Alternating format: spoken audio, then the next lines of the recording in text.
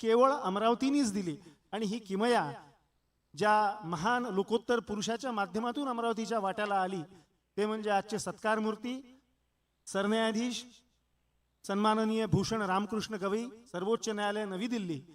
मी या ठिकाणी त्यांना सविनय विनंती करतो की या प्रसंगी त्यांनी आपल्या भावना व्यक्त कराव्या, आम्हा सर्वांचं शुभचिंतन करावं।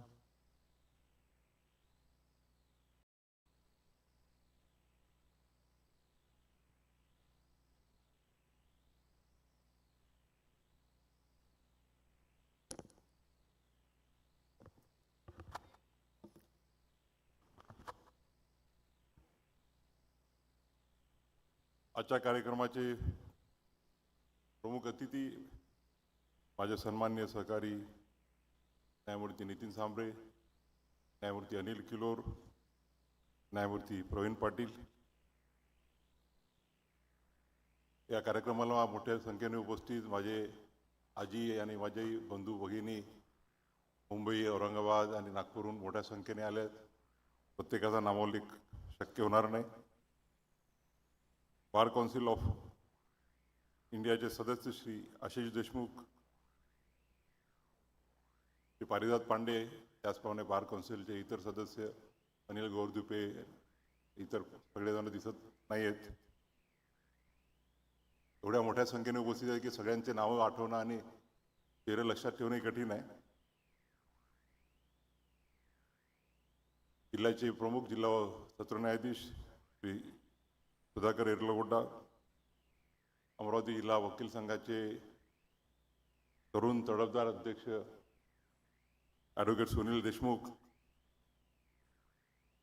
सचिव ॲडव्होकेट अमोल मुरळ, त्याचप्रमाणे बार काउन्सिलचे सर्व बार असोसिएशनचे सर्व सन्माननीय पदाधिकारी,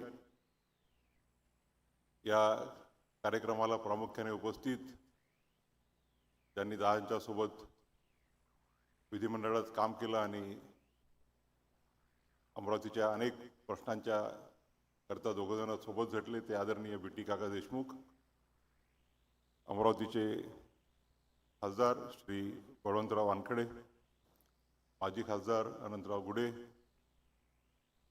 आमचे मित्र माजी मंत्री सुनील देशमुख उपस्थित आहेत, संजय भाऊ आणि सुलभाऊ यांनी वाटते पहिल्यांदा अमरावतीमध्ये झालं असेल की पती आणि पत्नी दोघेही जण एका वेळेला आमदार आहेत।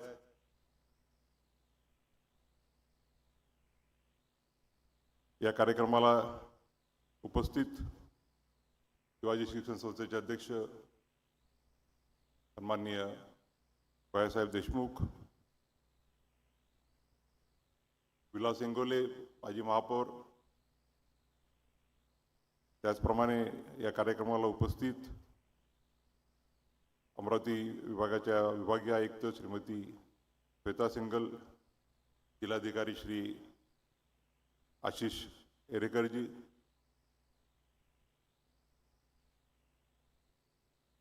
या विभागाचे पोलीसचे इन्स्पेक्टर जनरल श्री पोफळेजी,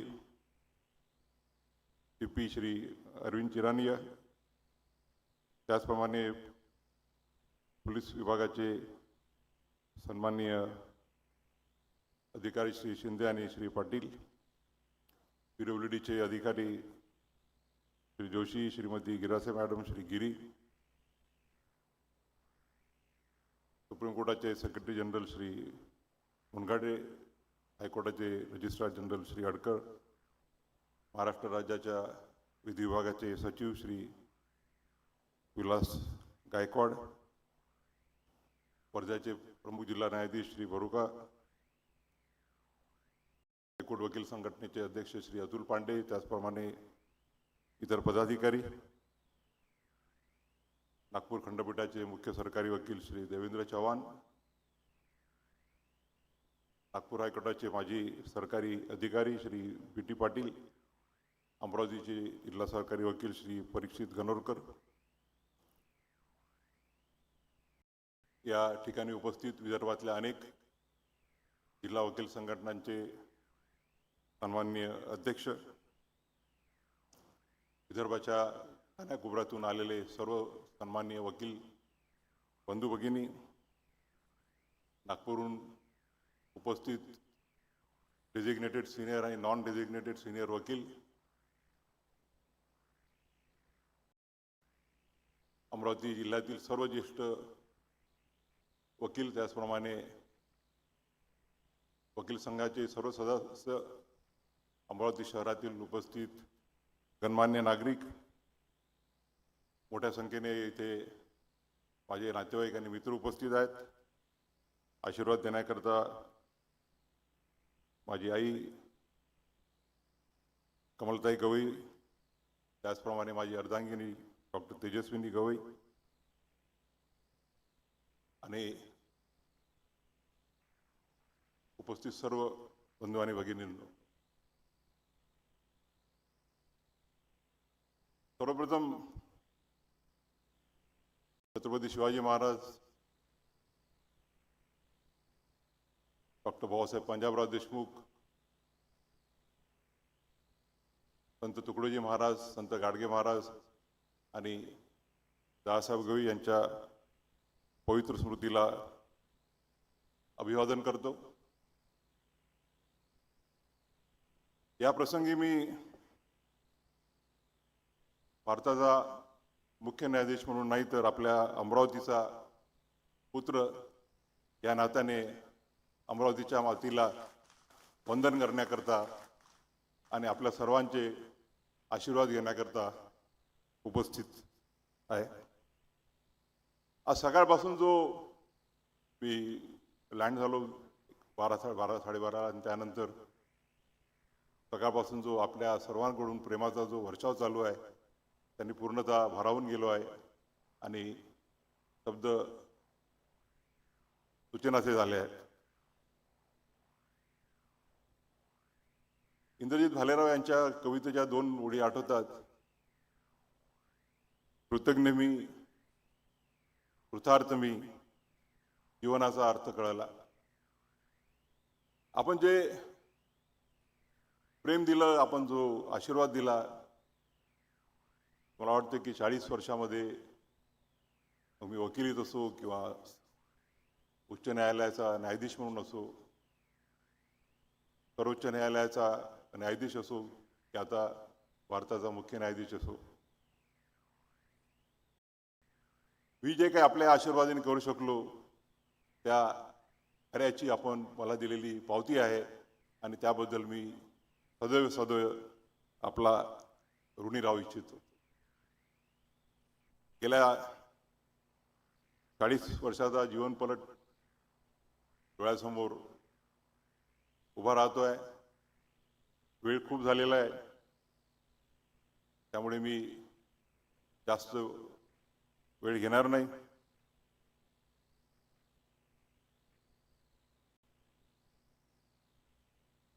आयुष्यामध्ये सर्वात जास्त जर कोणाचं महत्त्व असेल तर ते आई आणि वडिलांचं असतं.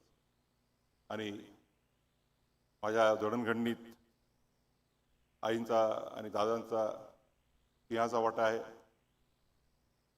आईने कष्ट करणं शिकवलं. मगाशी सांगितल्याप्रमाणे आई स्वतः लग्नानंतर शिकली, B.Ed, B.Ed, PhD. आणि जे काही माझ्या जीवनावर जर सर्वात जास्त कोणाचा प्रभाव असेल तर तो म्हणजे दादांचा.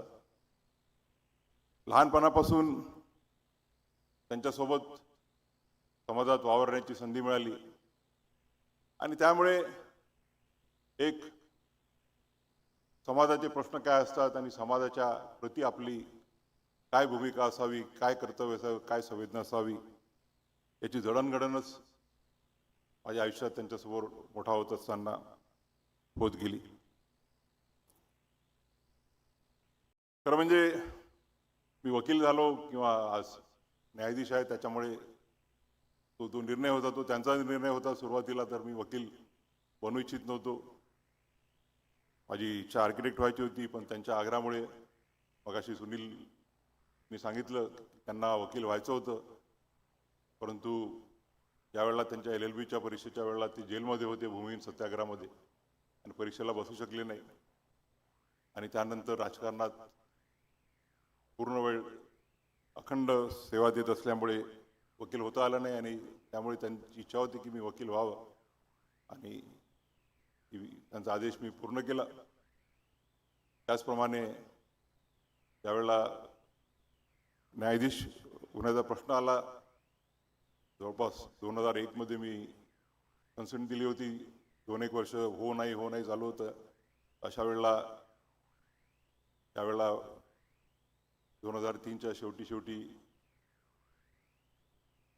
फायनल झालं की मी होणार आहे. तर त्यावेळेला माझी द्विधा मनस्थिती होती की दिल्लीला जाऊन वकिली करावी की न्यायाधीशपद स्वीकारावं.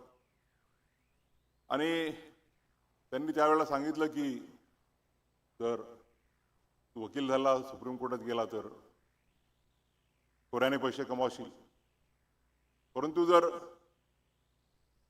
न्यायाधीश झाला तर बाबासाहेब आंबेडकरांचं जे सामाजिक आणि आर्थिक समतेचं स्वप्न होतं, त्या ते स्वप्न पूर्ण करण्याच्या दृष्टीनं तू एक हातभार लावू शकशील. आणि मला आनंद आहे की मी त्यांचा आदेश ऐकला आणि न्यायदानाचं कार्य स्वीकारलं. न्यायदानाचं कार्य हे काही आपण त्याला जॉब म्हणतो, तो जॉब नसतो, नोकरी नसते. एक त्याला आपण म्हणतो सतीचं वाण किंवा तारेवरची कसरत सारखं असतं. मगाशी किशोर भाऊने उल्लेख केला वादग्रस्त जजमेंटचा.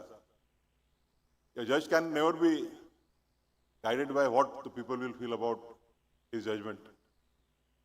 जजनी, न्यायाधीशांनी आपल्या राज्यघटनेप्रमाणे आणि सत्सद विवेक बुद्धीनं निर्णय देणं अपेक्षित असतं. तर लोक काय म्हणतील असं भिवून जर न्याय निवाडे द्यायला लागले तर मग खऱ्या अर्थानं तो न्याय निवाडा होऊ शकत नाही. या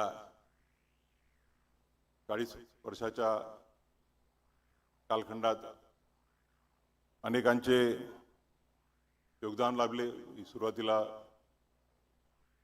मुंबईला 1 वर्ष लॉ केलं, त्यानंतर अमरावतीला शिफ्ट झालो. 82ला दहाची डेप्युटी चेअरमनशिप कंटिन्यू न झाल्यामुळे सरकारी घर सोडावं लागलं आणि त्यामुळे मग सेकंड इयर आणि थर्ड इयर अमरावतीला केलं. आमच्या प्राध्याप प्रिन्सिपल वर्षाताई देशमुखी उपस्थित आहेत कॉलेजच्या. उद्या मी जाणार आहे कॉलेजला. या कॉलेजमधून मी घडलो. आमचे त्यावेळचे मित्र उपस्थित आहेत. विजय आचलिया ते क्लासमेट होते, गिल्लाजी आम्हाला सिनियर होते, प्रदीप भाऊ सिनियर होते. आणि काही वेळेला मी क्लासेस करायचो, पण जास्त वेळेला विजूभाऊ आमची हजेरी लावायची. पण आजच्यासारखं त्यावेळेचं लॉ एज्युकेशन नव्हतं. त्यावेळेला लॉ एज्युकेशन म्हणजे पार्ट टाईम असं समजलं जायचं की ज्याला दुसरीकडे कुठे ॲडमिशन मिळत नाही आणि किंवा नोकरी करतोय तर संध्याकाळच्या वेळेला किंवा सकाळच्या वेळेला क्लासेस अटेंड करतो. त्यावेळेला आमचे अनेक वकील लोक शिकवायचे आम्हाला. नवलानी जी उपस्थित आहेत ते क्रिमिनल लॉ शिकवायचे. आणि त्यानंतर मी मुंबईला गेलो वकिली करायला. राजाभाऊ भोसलेंसोबत काही काळ वकिली केली आणि नंतर मग भाऊसाहेब बोबडे ॲडव्होकेट जनरल आणि मनोहर साहेब ॲडव्होकेट जनरल ते म्हणाले की तू नागपूरला जाऊन वकिली सुरू कर. आपल्या क्षेत्रामध्ये, आपल्या विभागामध्ये तुला चांगलं कार्य करता येईल. पण मुंबईहून नागपूरला जायच्या अगोदर आम्ही अमरावतीला आलो. काही काळ बाळासाहेब एच पाटलांच्या सोबत मी काम केलं. ते सगळे सहकारी होते. विजू आचलिया होते त्यावेळेला,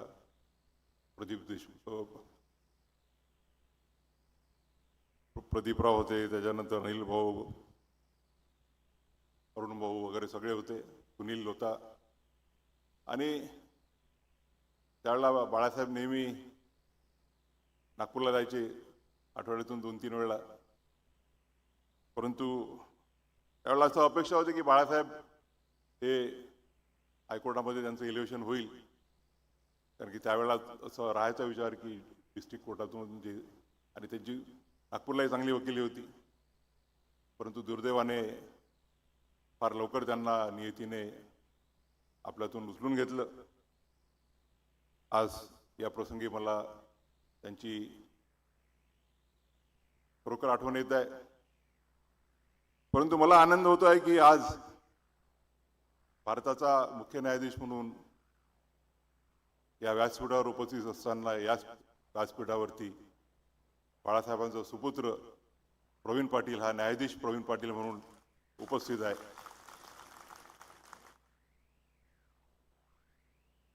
आज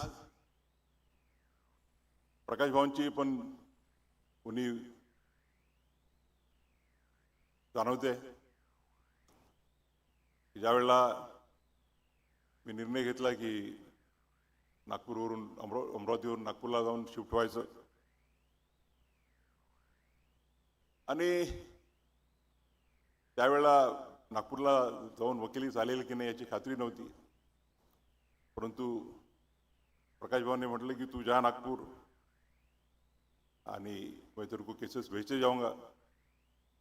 आणि त्यांनी तो सुरुवातीला जो दम बसावा लागतो, जो आपला वकिलीमध्ये सुरुवातीचा पिरियड हा फार कठीण पिरियड असतो, जोपर्यंत तुमचा दम बसत नाही तोपर्यंत, त्या कालखंडामध्ये प्रकाश भाऊंनी जो सपोर्ट दिला, जो आशीर्वाद दिला, त्याबद्दल मी त्यांचा सदैव ऋणदायी राहील.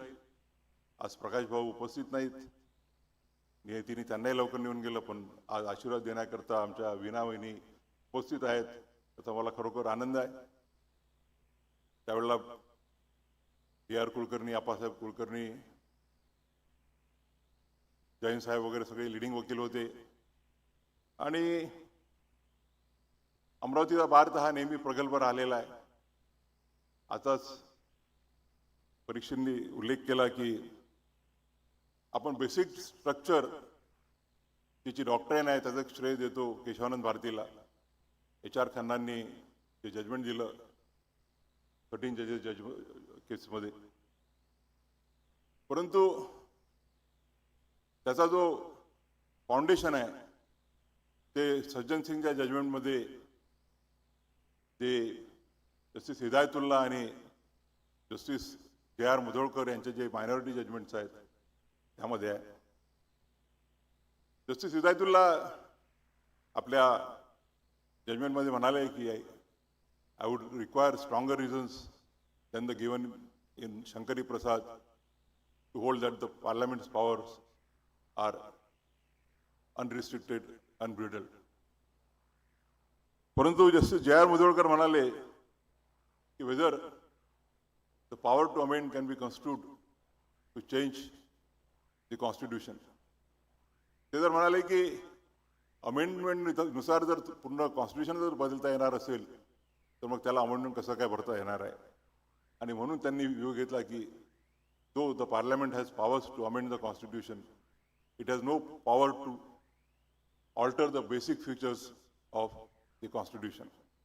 आणि तो त्यांचा मायनॉरिटी व्ह्यू त्यानंतर 13 जजेसचा व्ह्यू बनला. सुरुवातीला